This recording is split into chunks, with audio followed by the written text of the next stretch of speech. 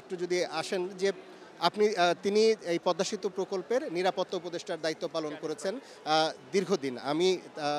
আমি তার কাছে আসলে জানতে চাইবো যে নিরাপত্তার দিক তো একটি ভিন্ন বিষয়। কিন্তু এই যে গুজব, যেই গুজবগুলোর এই প্রকল্পকে শুরু থেকে মোকাবেলা করতে হয়েছে যখন চাইনিজ বা অন্যান্য যারা প্রকৌশলী এখানে কাজ করেছেন তাদের নিরাপত্তা দিতে গিয়ে আপনাদের আসলে এই গুজব প্রতিহত করতে গিয়ে কি ধরনের আ আ মা উদ্যোগ নিতে হয়েছে বা কি ধরনের চ্যালেঞ্জ মোকাবেলা করতে হয়েছে? হ্যাঁ, আসলে গুজবটি আমরা নিরাপত্তা ব্যবস্থাপনায় খুব একটি নেতিবাচক একটি টুলস বলি। এতে আমাদের মনোবল নষ্ট হয়ে যায়, আমাদের কাজের অনেক ব্যাঘাত ঘটে।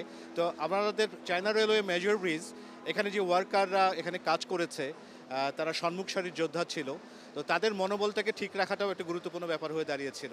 তো আমরা আসলে ওয়ান টু ওয়ান কাউন্সেলিংয়ে চলে যেতাম। ইনফরমেশনগুলো তাদের কাছে ডিসপ্যাচ করতাম। তো এইটা ছিল আমাদের চাইনিজ ওয়ার্কার বা চাইনিজ অফিসিয়ালদের তাদের মনোবলকে ঠিক রাখা। এছাড়া এটার অভিভাবক হিসেবে সেতু বিভাগ এবং অন্যান্য ল এনফোর্সমেন্ট এজেন্সি তাদের মতো করে মূল তথ্যটিকে জনসাধারণের কাছে তারা পৌঁছে দেওয়াটা তারা তাদের এন্ডে কাজ করেছিল। আসলে এটি ছিল একটি সামগ্রিক এঙ্গেজমেন্ট। যে যার জায়গা থেকে এই জায়গাগুলোতে তথ্যগুলোকে সঠিকভাবে পরিবেশন করাটাই গুরুত্বপূর্ণ ছিল।